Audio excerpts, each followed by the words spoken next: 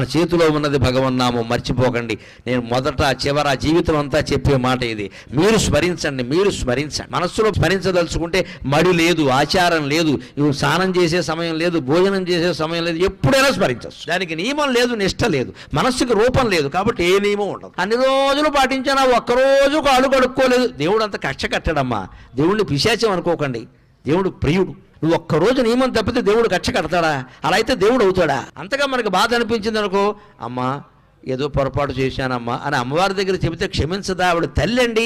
భగవంతుడి దగ్గర భయం ఉండకూడదు, ఎప్పుడు హాయిగా చనువు ఉండాలి, ఒళ్ళో కూర్చునేలా ఉండాలి. గద, శంఖం, చక్రం, ఈ ఆయుధాలన్నీ వెనకాల వచ్చాయంటే నువ్వు నారాయణాయ నమః, ఓం నమో నారాయణాయ, ఓం నమః శివాయ, శ్రీమాత్రే నమః ఇలా ఏదో ఒకటి చెప్పిస్తూ ఉంటే సర్వాయుధాలు త్రిశూలం సహా నీ వెనకాల తిరుగుతూ ఉంటాయి. నీ జోలికి ఎవ్వడు రాడు, నీ ఇంటి జోలికి ఎవ్వడు రాడు, నీ భార్యా పిల్లల జోలికి ఎవ్వడు రాడు. వస్తే మటాష్, తిరుగులేదు ఇంకా.